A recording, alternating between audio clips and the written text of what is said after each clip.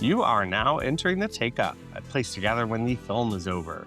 I'm your host, Joshua Ray, and I'm here with my co-host, that is the managing editor of thetakeup.com, Andrew Wyatt. Hello, Andrew. Hello. Every episode we decide if one film is to enter the Take Up's permanent cinema, the list of films that we love. Today, we begin our Silent Cinema Challenge, and I have picked F.W. Murnau's 1924 film, The Last Laugh. And then we'll have one more thing.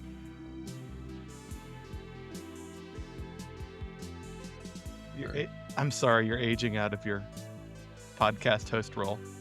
Says the man who's 10 years older than you. Baby.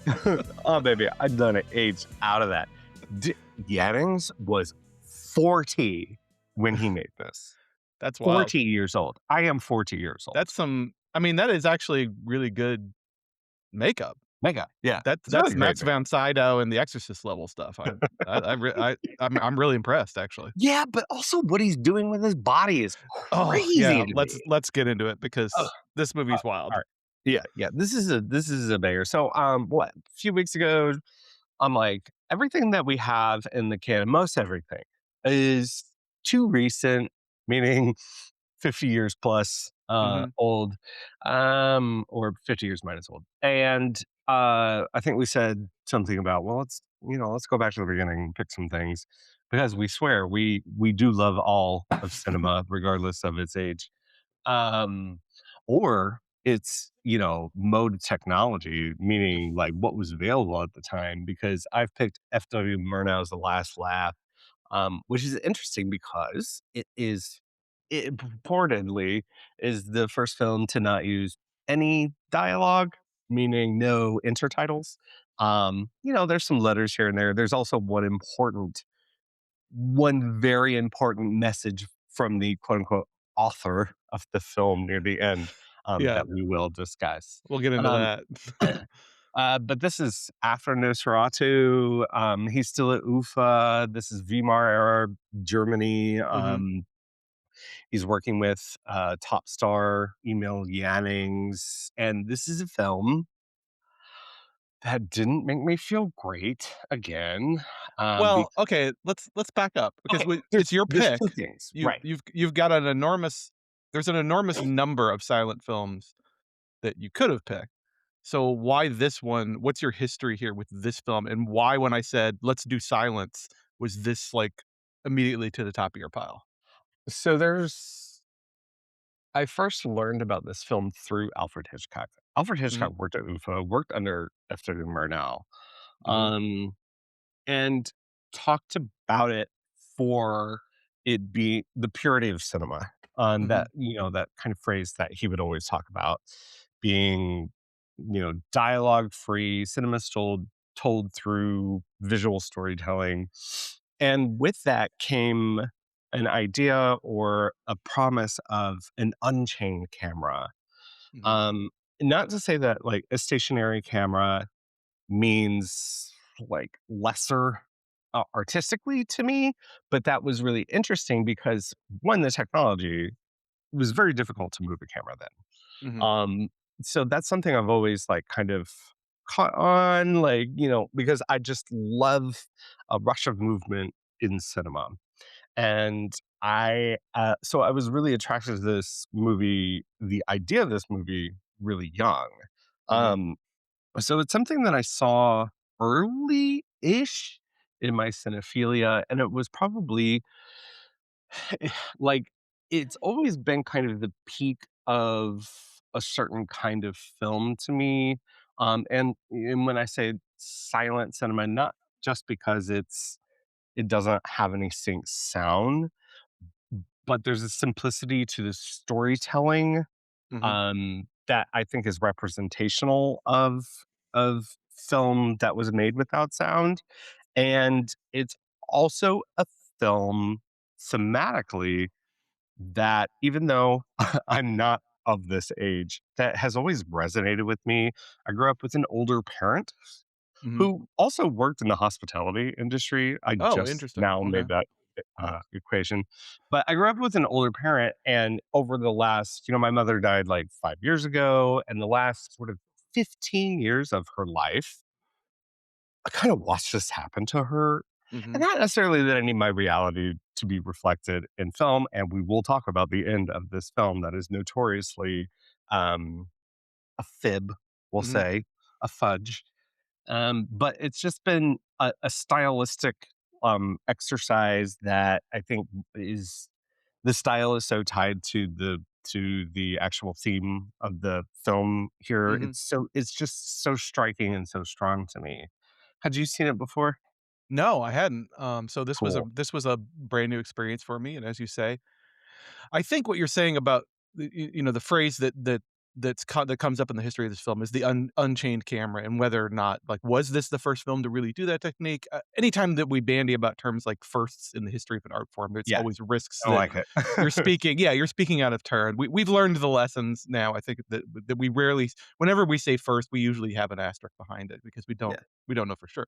But I think there's something particularly energizing as a viewer when you watch a film of this age do those things. Like, to watch I think that's what impresses me the most is I'm watching something that feels, 100 plus years that's 100 plus years old, and it feels like a 100 plus years old object in some ways, but in other ways, it feels so bracingly modern, and this is the same feeling I get when I watch Metropolis, when I watch Man with the Movie Camera, which we'll talk about, Mhm. next time, that there's something really particularly energizing about seeing an old film do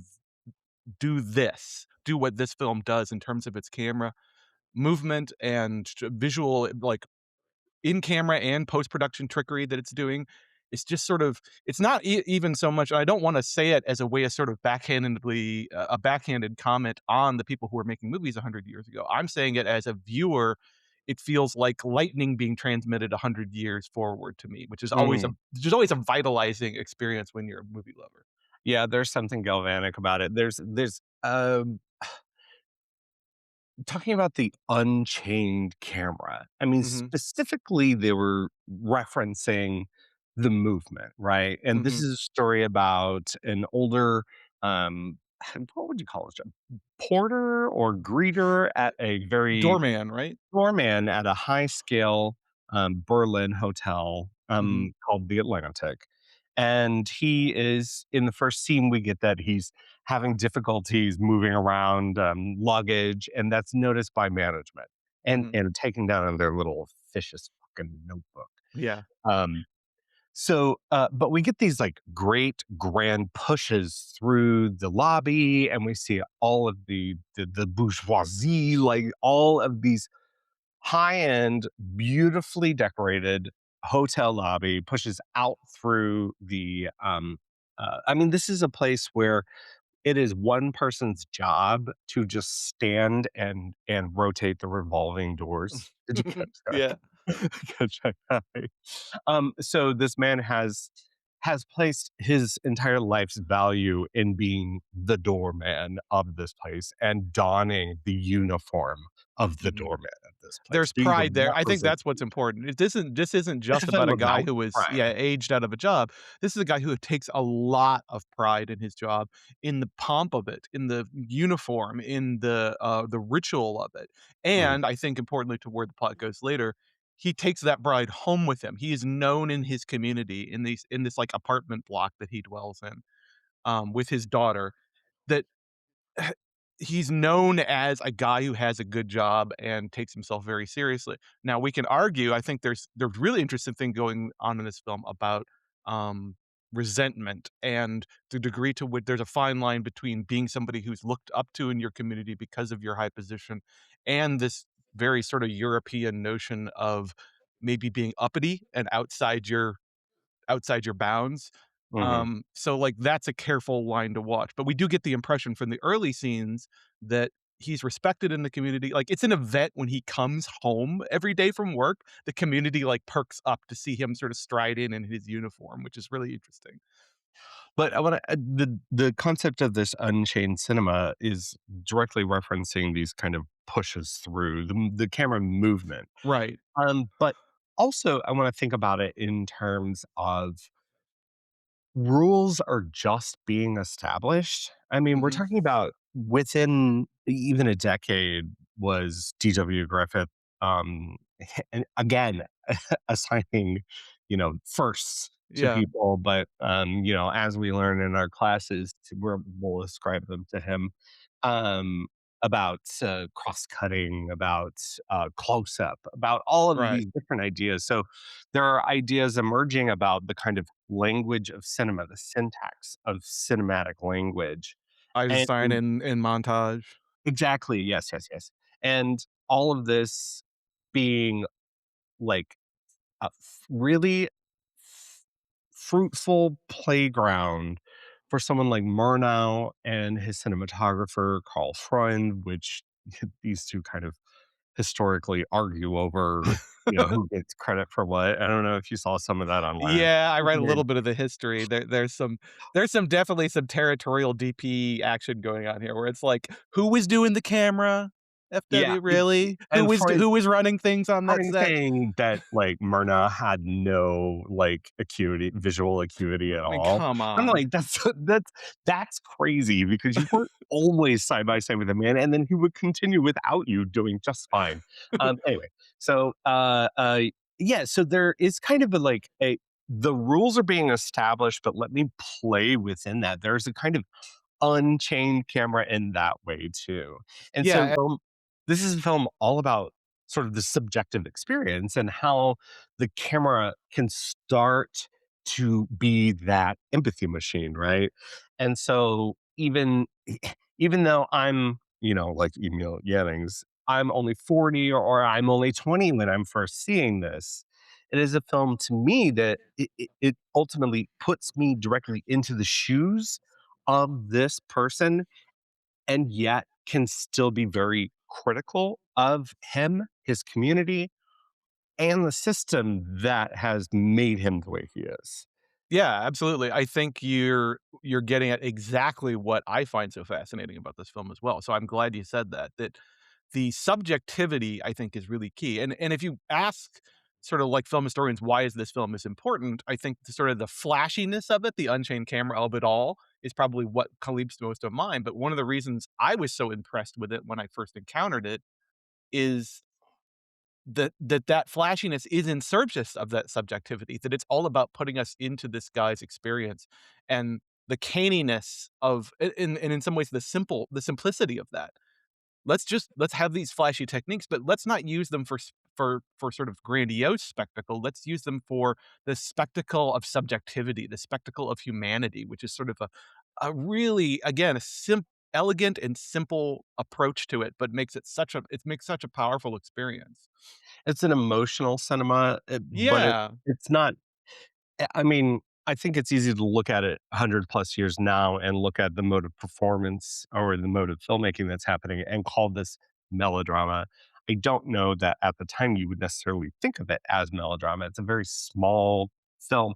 If anything, this is a crazy, crazy There's not film. enough, like, Vent. love interests and, Yeah, like, jealousy, like, there isn't any of that. It's the melodrama of one man alone in the universe, so to I speak. could see Kelly Reichardt making a Yeah, film. yeah, yeah. Our the patron saint of the Take Up making a film about this very subject matter. Mhm. Now, would it, would it look like this? Absolutely not, No. because this is German expressionism, like kind of. It's not necessarily 101 because there is a lot of it that is tends towards more naturalistic, but it knows when to reserve those moments and when to be completely free. Well, Thinking, we do get one dream sequence, which I think is one of my favorite sequences in the film, yeah, actually. it's great. Um Particularly the shot of because everything is so central around this kind of entry point, Mhm. but it's also like a barrier into the Atlantic of those revolving doors. And in the dream sequence, you get those where they're like impossibly Oh my god, elongated. that might be I'm glad you said that because that Yeah. might be my favorite shot of the whole movie. The revolving doors is this crazy, like, 80-foot tall, Mhm. impossible object, and the way that they're sort of spinning and beckoning him.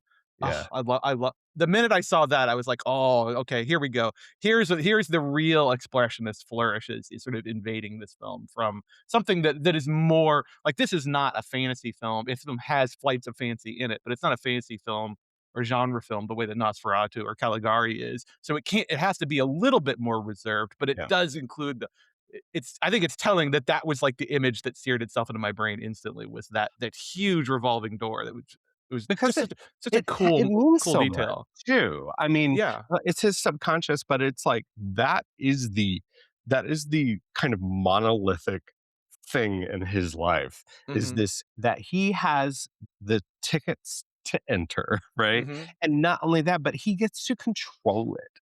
Yeah. But then Access. when it Access. access, the absolute access, but then when it's out of his control, it does become this kind of monolithic nightmare thing. Well, it's the transformation from the Gilded Palace to the mouth of hell, Well, yeah. right?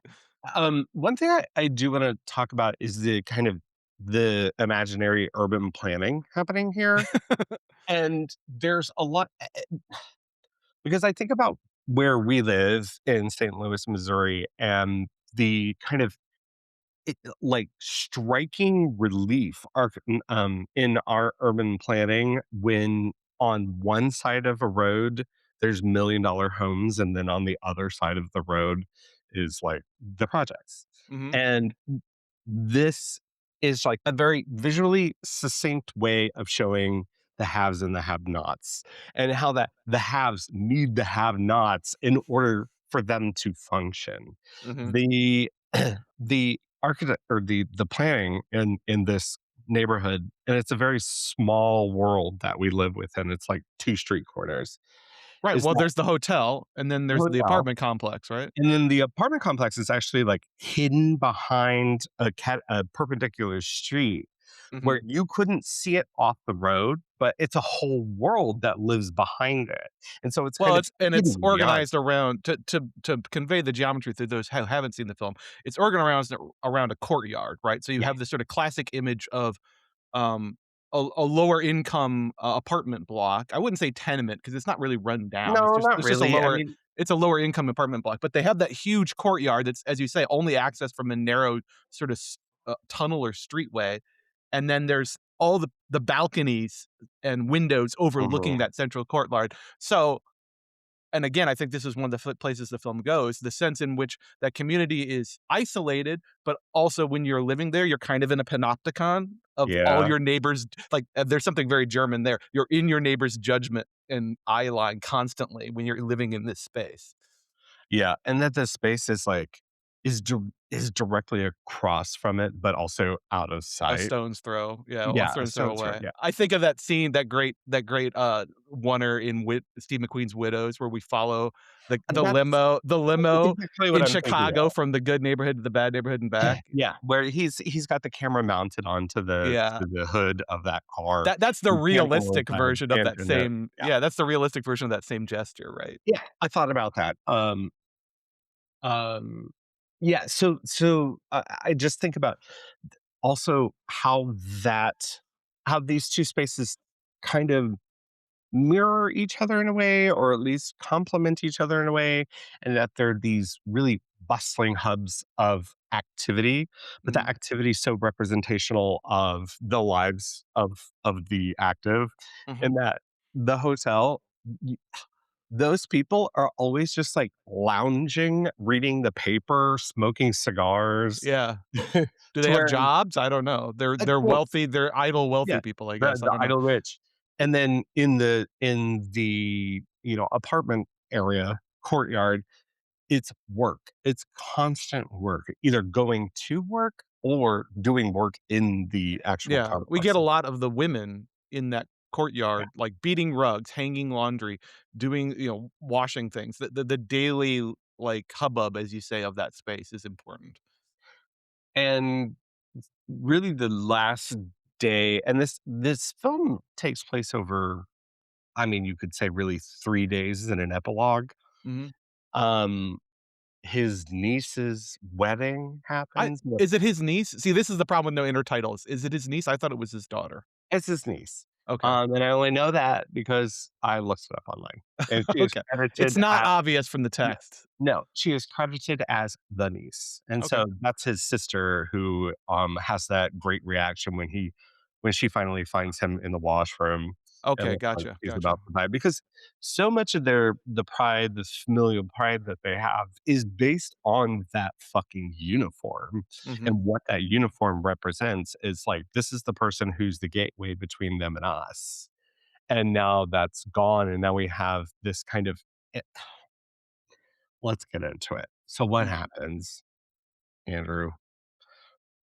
He gets It sent to the washroom. Yeah, I mean, like, it's and as you say, there's that great early note, and this just, I think, goes to Murnau's, like, perceptiveness about how even 100 years ago, how the capitalism of it all works, right? He's clearly a good worker, and he's clearly spent a lot of years there and has a lot of loyalty, but the 1 minute that he sits down because he's overexerted from carrying luggage happens, of course, to be the minute that the manager is walking by, and as you say, takes it down in his little notebook, and that plants the seed, right, for them to justify everything else that they do to him after that. It's like, well, you're getting old. Let's have you move to something a little more low key, a little more what would be like the backhanded compliment. We want something that reflects your abilities. Yeah. Well, Uh, I mean, in this, they specifically call out his old age. right. I mean, I'm no, old. back then they wouldn't Not say do that ageism. here. They would just say you're getting old. We got to move you to something else. Yeah. And that's he's actually pushing someone else out of the washroom who is Right. older than him. Yeah, there is like yeah, you're right. There is like a doddering old dude in there before him. Yeah, So and what happened to that guy? Is that guy now in the it says laundry that room, or is he's he on the street, or what? no, it says something about him being taken to a shelter. Like Oh, he's, yeah, like like, a like a ushered like a away. public nursing home or something, Yes, yeah. yes, yes. Oof. Um, but the thing Which that of course happens which of course for our doorman puts it into his head of what the next step for him is gonna be. Like the washroom is exactly. just the waiting room to the next horrible situation. So, you know, I think you can take, like, a Marxist, read of this film and see how the system values the kind of hierarchy of social classes, and how this You person could takes on You could, but here's my pushback on that. The reason I can tell this is a Weimar era film and not a Soviet film is because the people in the apartment building are kinda assholes too. There's no virtuous proletariat here. there's no virtuous proletariat, um, They're but yeah, so mean. They're so they're mean to him when they find out he lost his job. They're just really awful. they're just so petty. They're like their petty glee at his misfortune is Well, just if I off the could be really charts. mean to one of them, for just a second, Uh, what is that woman's face? And you know exactly who I'm talking about. This woman who has, like, a cartoon frown, two-piece his next door neighbor, she's the yeah. one who starts all this shit. Crazy. But, really the one thing I wanna talk about is, in this is Yanning's performance, and Oh, so good. it's it's really great because there's such a kind of lion's pride Mhm, in the beginning. And even when he is overexerting himself, and he should be kind of aware of his bodily limitations, mhm, he still holds himself upright. And all of this seems probably pretty obvious, but the way that he continues to degrade his gait throughout the film, and it is notable that there is that the wedding he does that spurs that great kind of nightmarish dream fantasy that we talked mhm. about. Is this the Uh, first movie again, speaking of first with asterisks, is this the first movie that has a POV drunk shot in it? oh A my f a god. first person POV Like, drunken shot? I don't drink anymore, but I feel that when he is when he's walking to work and has to Wobbling. wobbling, people are saying, "Have a great day," or whatever, whatever, Just and like we get these point of view shots that look like they're done through, like, the end of a bottle. I mean, they're there's just, like a like, vaguely really kaleidoscopic yeah. effect on the lens. I don't know exactly how they achieved it, but, uh, to get to back to the performance, I mean, his you say it's obvious, right? But and then I think maybe now it's it's obvious. obvious, but, like, if it was obvious, it wouldn't. great silent film acting of this caliber wouldn't be such a rare jewel if it was so obvious to the people at the time. I think when you get to really impressive silent central silent performances like this that really, yes, they are playing to the rafters because they have to be playing to the rafters, but part of what you're getting at, I think, is the transformation that he Mm. undergoes. The way that, I mean, and the costuming is so important too. The way that he's inside this sort of all the way to the ankles, huge woolen coat with the brocade and the buttons and his chest puffed out. And the minute it gets taken to him, the way he just seems to shrink into like the fucking hunchback of Notre Dame once it's taken from him.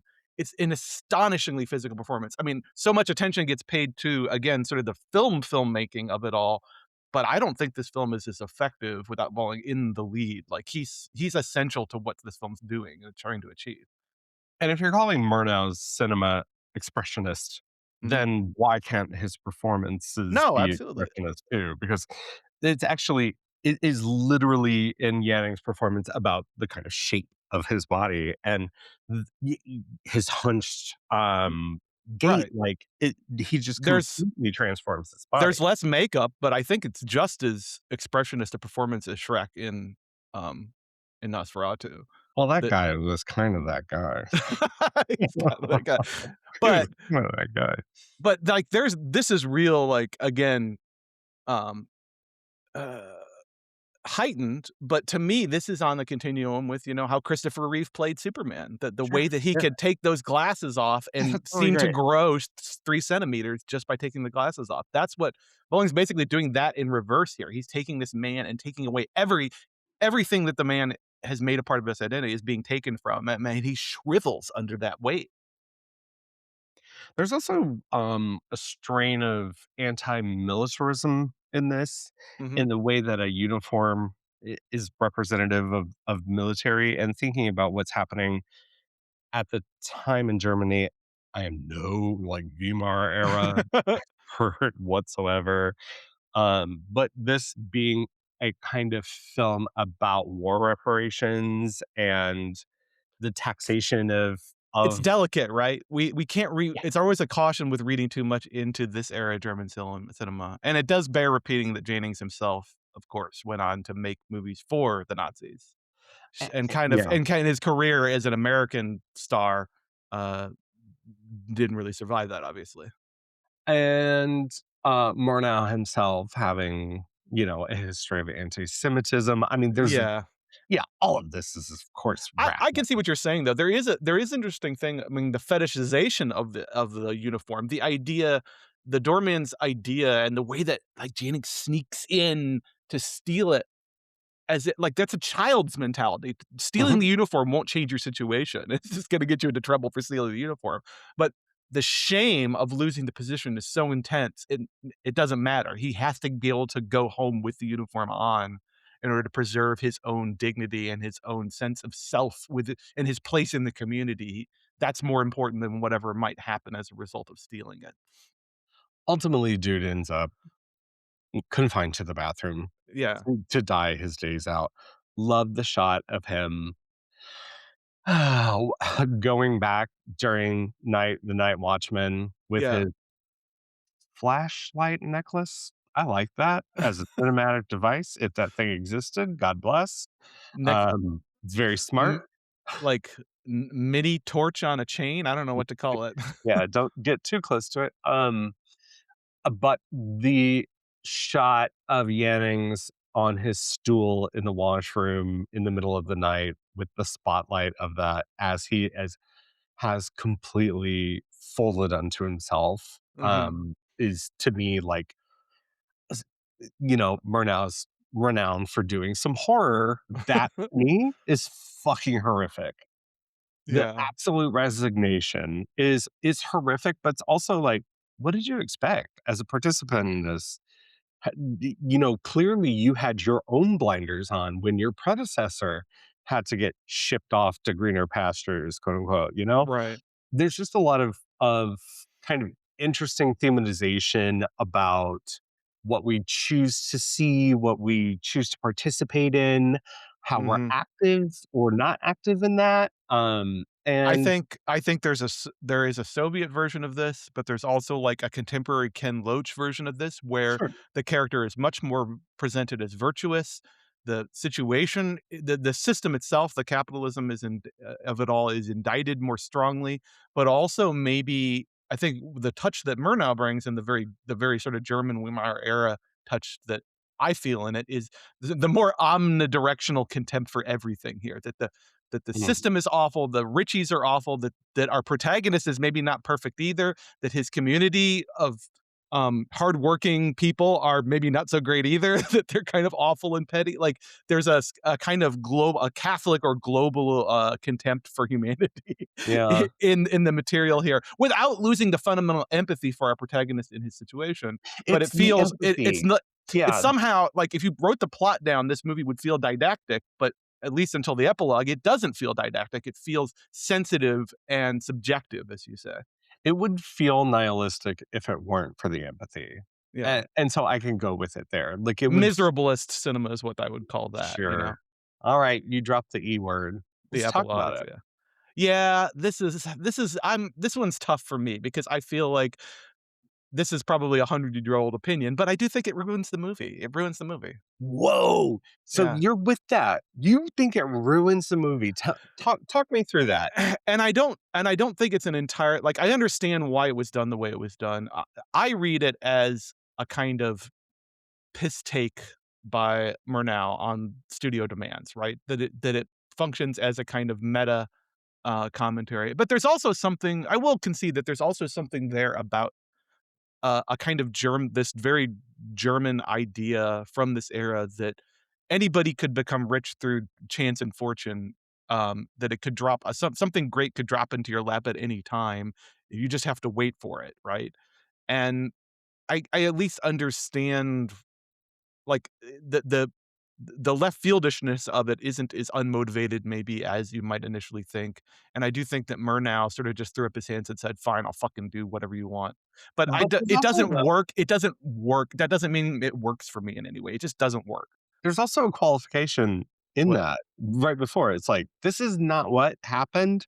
This is not this is what he literally happened." says, "They made me do this." E or how do you read the end of Inglorious Bastards? How do you read the end of Once Upon a Time in Hollywood? How do you read the end of the kind of revisionist idea of the fantasy fulfillment? Because okay, so I do think that that is different in type because part of what Tarantino then is doing is playing with films as a source of fantasy, and I'm not sure that I get that feeling. I'm sure Murnau is savvy enough to understand that even at this point in film history, but I don't get that same feeling from this, that this is sort of, revisionist history as a way to emphasize the fantasy the power of film as fantasy. I don't Yeah, really but get that from eh, that. It I just mean, feels deflating after so much misery. I can't explain it except in weird way, the uplift of the ending feels deflating after the misery of the previous 60 minutes. I but you don't know. buy the uplift. I don't buy the uplift at all. There's nothing in it that rings true to me. Yeah, it And does feel in that fake. It feels it fake, yeah. that it reads as an uplift to others, I think reinforces the idea of him being critical of the system.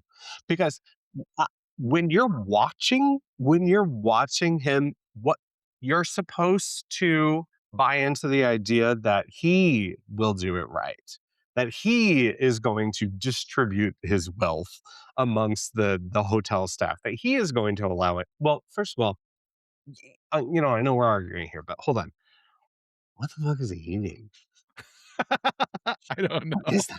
What is that big platter that's like mountainous? Is it seafood? Is it a dessert?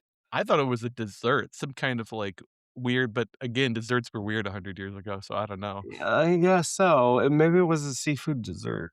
Oh, I mean, I've seen, like, salmon gelatin molds and shit in magazines from the mid-century. Ah, Who knows what they were up to in the early in Weimar area Germany in, like, what do you imagine was served in the fanciest hotels in the world in 1924 for your dessert course? Ugh, it was probably awful, right?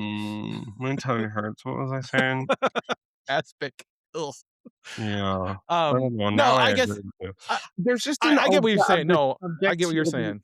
the subjectivity and the fantasy of it all, and the film still being critical of it. I know that it is, to me, it's played more like a Douglas Sirk, like a Hollywood happy ending that is like filled with venom. It's like you get everything that you wish for, and what is this emptiness? Like there's nothing in it that gives me a kind of pleasure, and maybe that's like my bringing my own politics to it, which which is probably very true.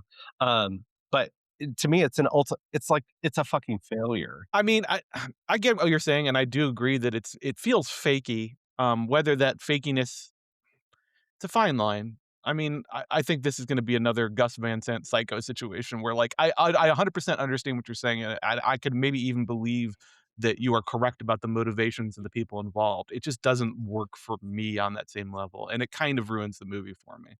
Wow. All right. Sorry, That's sorry. okay. That's okay. I got a little bit of, like, deathbed, like, because the last we see of him is that he's, like, falling asleep in that washroom, so I get a little bit of, like, deathbed dream kinda, like, Yeah. Jacob's Ladder situation. We're not Yeah. seeing Same. something that's actually happening. We're seeing sort of like his fantasy as the life is leaving him that's been ground out of him by the system. He's having a completely improbable fantasy about what an alternate reality might look like. If you were to, if you're Murnau, which I'm glad you're not, um, Thanks. Is that a uh, compliment or an insult? I'm not sure. no, I don't think it'd be good for you to be that. Um, uh, would you end it on that last like spotlight shot Yeah, I in would the have. washroom? That would be mine. And then the audience would have been like, "What the fuck, dude?" Yeah, they'd be even more mad than being lied to. I mean, like, I like, Ikiru. Yeah, I like a downer ending, so Yeah, yeah, I'm down. I'm down. All right, so we fundamentally disagree on the last 15, 20 minutes of the movie, which is it's you have to admit a completely striking move to make. Oh, yeah, I mean, it's a swerve, and again, that's why I thought I And was to call it out. I didn't yeah, and I didn't read about the film much before going into it, so I Yeah. didn't necessarily know that sort of notorious ending was coming. So that one the movie's sole intertitle comes up, or not even really an intertitle, like a just an explanation from the filmmaker about what's it's like he's telling us, "Okay, we're gonna make a pretty big swerve here, so I wanna prepare you for it."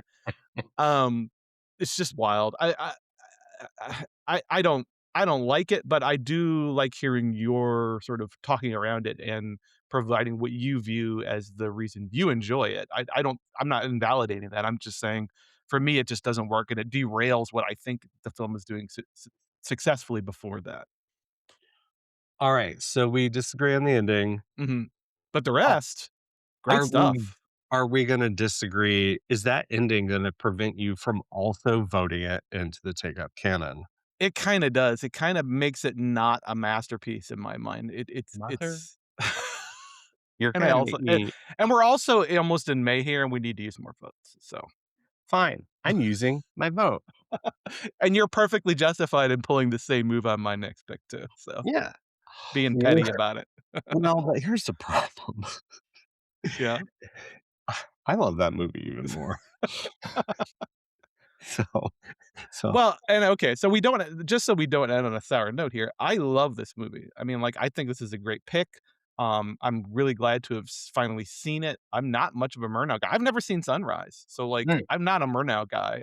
So like, it was a great expansion of a film that has a really excellent reputation. The only thing I knew about it was its reputation as kind of a formerly wild film for its time. So I was again really pleased to see it. I think it's great performance, great camera stuff. There's stuff in this I'm not even sure how to the I don't almost don't wanna see the behind the scenes descriptions of how this movie was made because the in-camera and post-production work on the visual effects are so striking. I just don't wanna know. I leave it make it magical like that. can I give you one thing? Yeah. Nighttime shots of the street in front of the Atlantic Mhm. that give you this kind of perspective of the adjacent streets Yeah, there's and like a catty Harrison Street. corner that most of those shots are done from across the street. Yeah. So the building across the street is, of course, a flat front.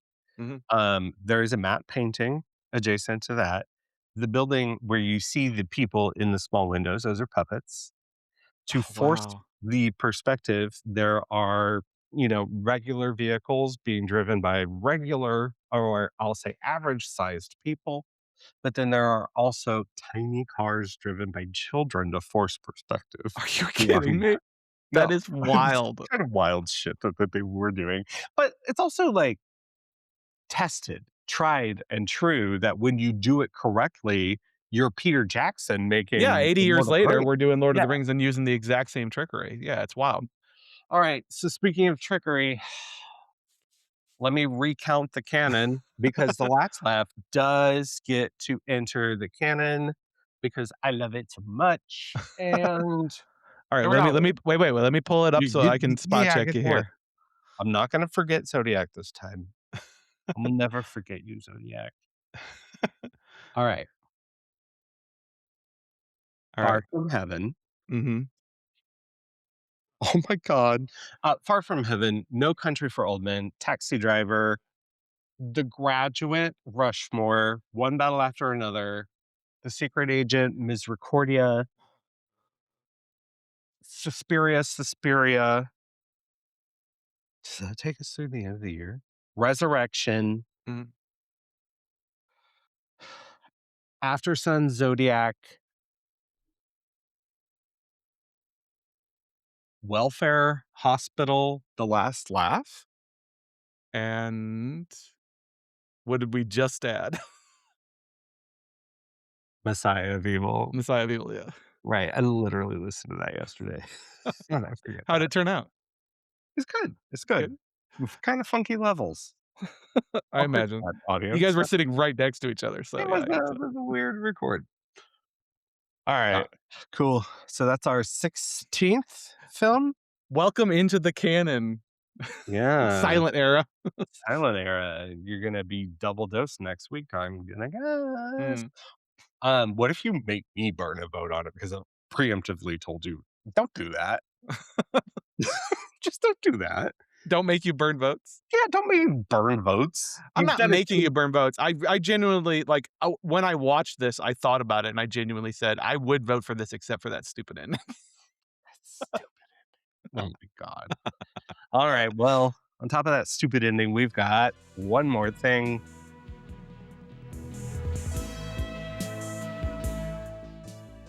All right. Every episode we round out with one more thing that's something we've been loving and learning and picking it up since the last episode. Andrew, I'm going to make you go first. Okay. Thank you.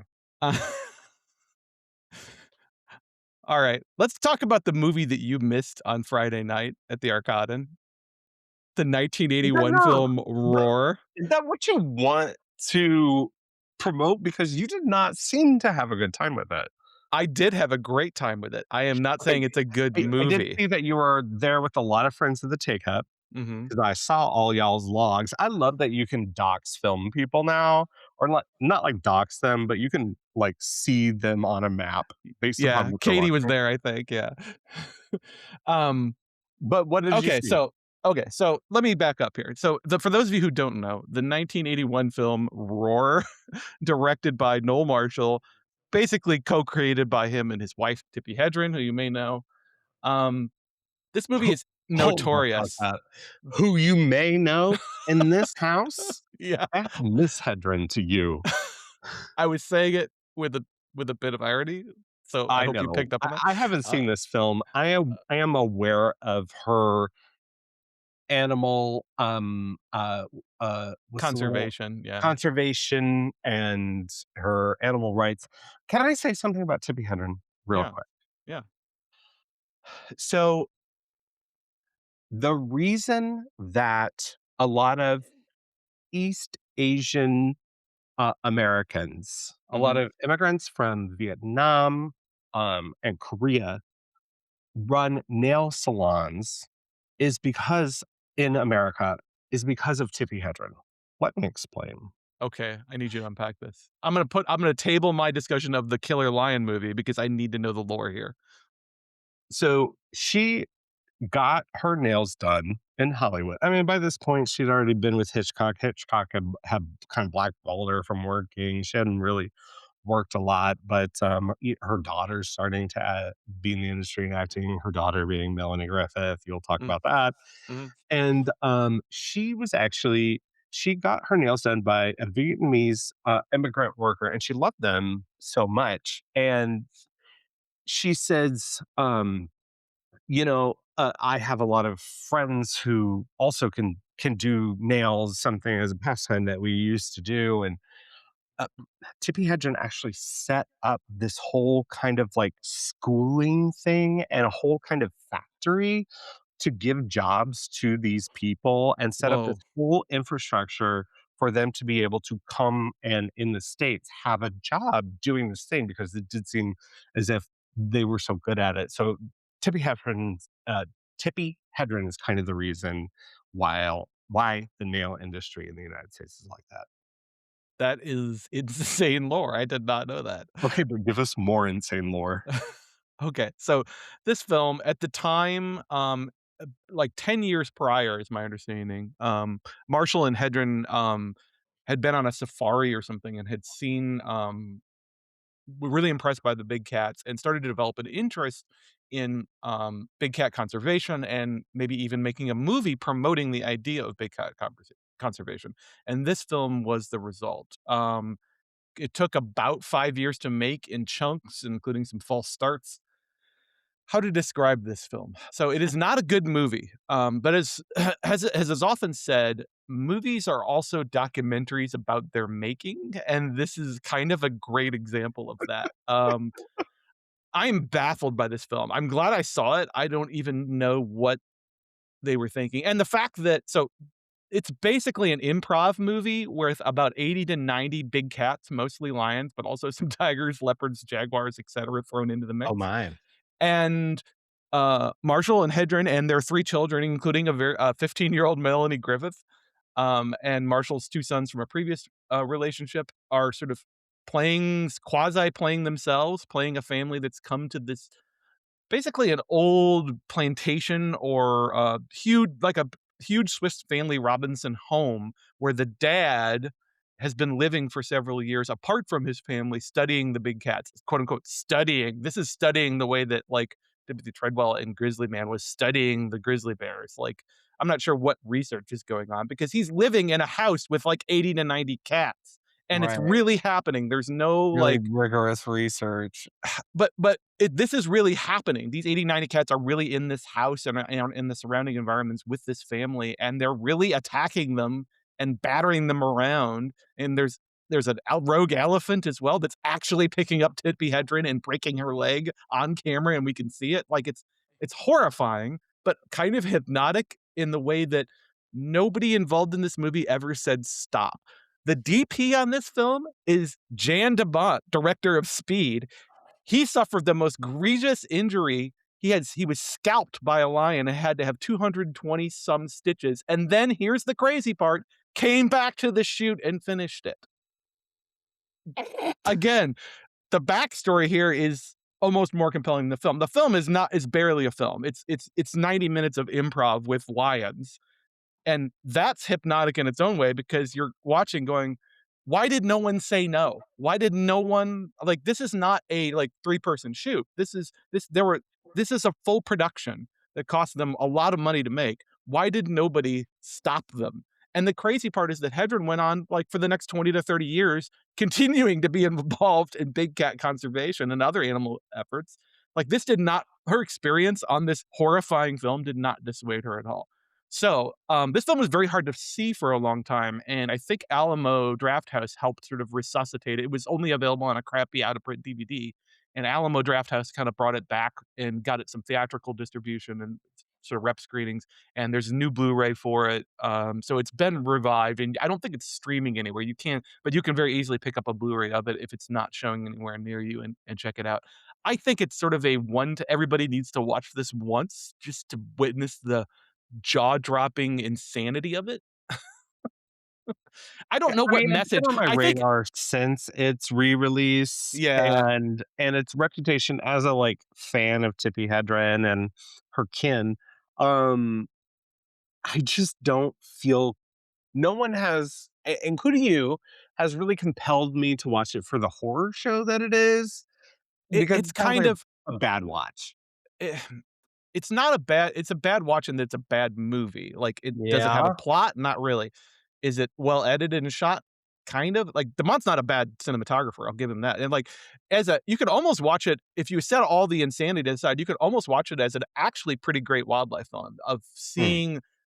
seeing some really cool up close, documentation of the lions in particular, and there's no sanitization, like, the lions spend half the movie, like, covered in gore, like, real gore from having killed prey animals, it's Yeah. pretty wild.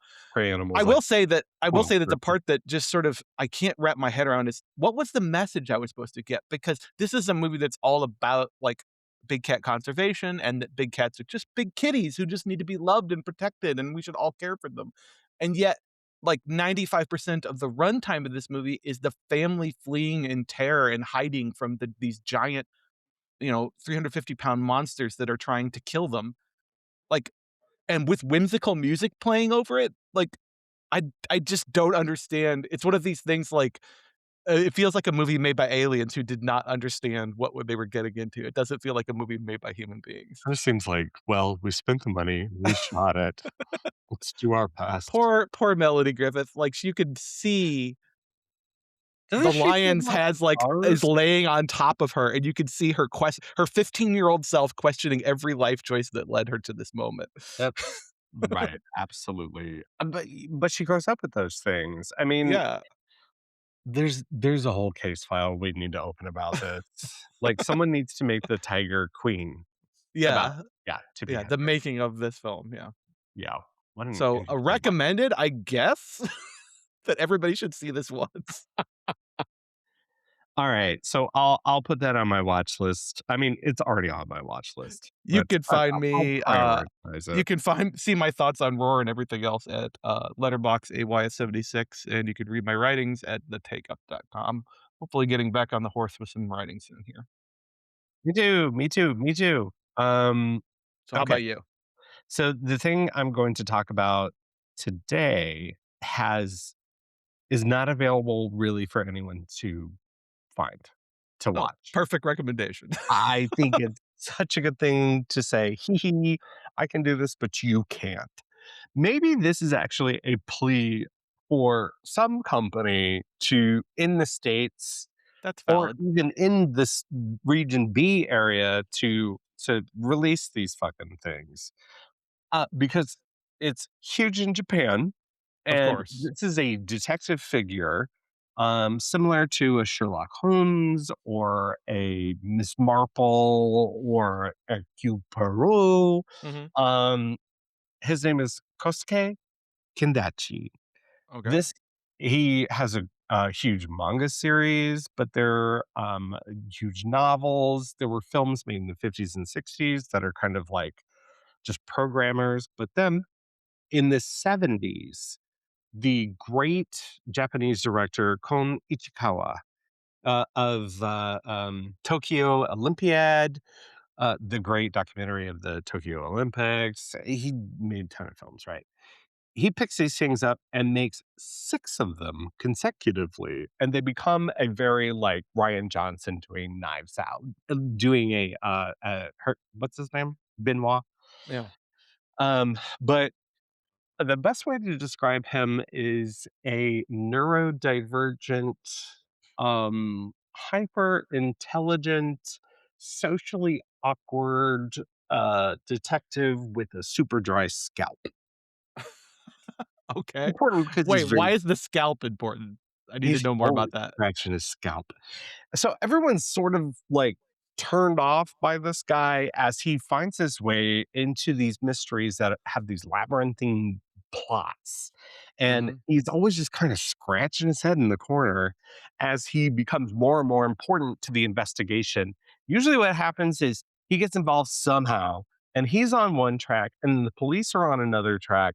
But everything that comes together usually takes decades, if not centuries, of familial lore to unravel a mystery. The first film that he made was called The Inugami Family. And this is a film that starts at a funeral, and has a family lawyer saying, "Here is the line of succession for the distribution of your grandfather's wealth." Mhm. And what that is telling us is the order in which people are about to get fucking murdered.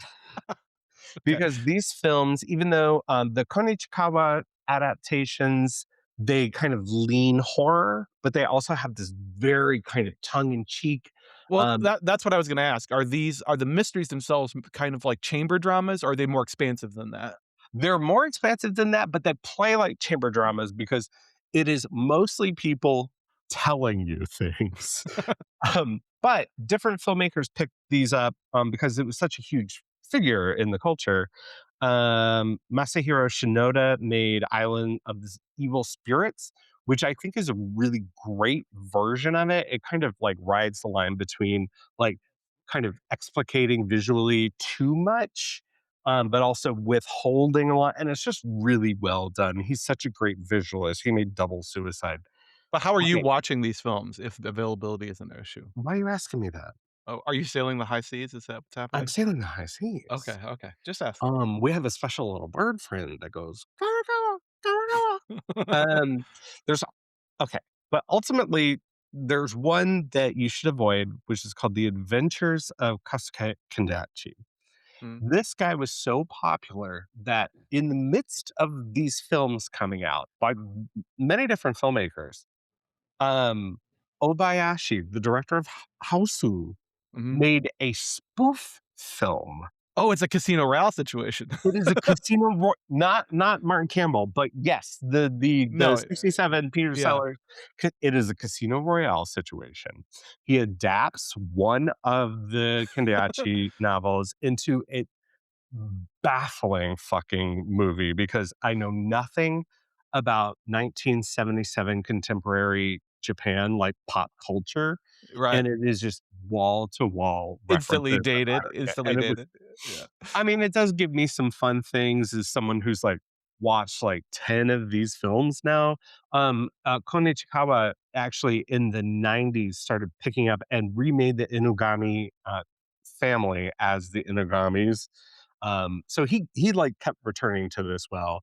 There's, like, a bevy of manga, there are, anime series with this figure. I'm not gonna get down that rabbit hole, but I find these things very even by the different directors, the ones that are kind of taking the adaptation seriously, to be kind of a very comforting vibe, even when people are getting, like, decapitated and stuffed into bells and I'm always sort of fascinated when, national cinemas have their own, like, native consulting detective characters that we don't yeah, that aren't really known, like, kinda Lemmy Caution in, like, France. Like, there are these characters like, everybody knows the Great British and American ones, but I love that every national cinema has, like, its own detective characters. yeah, I'm so down to find, like, you know, Czech, detective, to Right. find, like, I don't know, African detective, like, just give them all to me. I wanna unravel some mysteries, even though my brain, I don't know what the fuck's going on.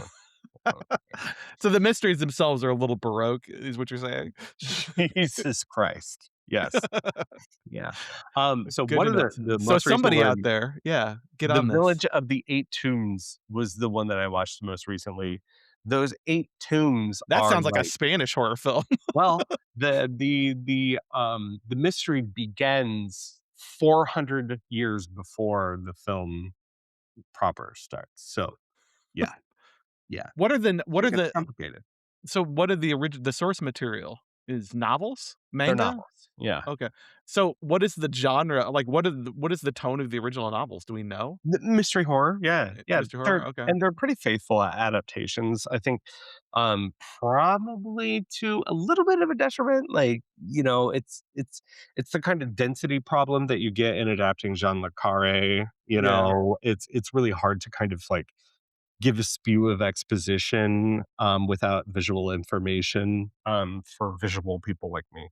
Mm. But that's me going on about Chris Cake. Kendiachi. I hope somebody kind of rescues these things for Western audiences. They like the '90s ones were available here. You can find like old DVD copies of those. I don't know about the '70s ones. I'm seeing Blu-ray rips online, so Hmm. they're out there. Feels like something that Vinegar Syndrome or somebody should really get Vinegar their Syndrome. I think stuff in gear. Arrow would make a really great Yeah, box of these box things set, yeah. and include the Obayashi in it, because it's such a kind of curious thing that that happened. Mm. But you can find all of us, not Kiriachi, at the Take Up STL. All right, Andrew, what we doing next time? We're doing Man with the Movie Camera. As Giga Vertov, we're gonna brush up on some. Brush up on some Soviet Yeah, pronunciations. yeah. But I'm Uh, excited to talk about this film, because it's been, about 15 years since I've seen it, and it electrified me when I saw it, so I yeah. really am eager to Hey, revisit it and see if it still holds up. same here. Same here. Yeah.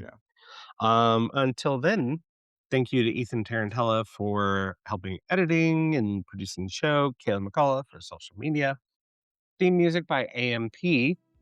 And yeah, until next time, I'm going to get the last laugh. Bye.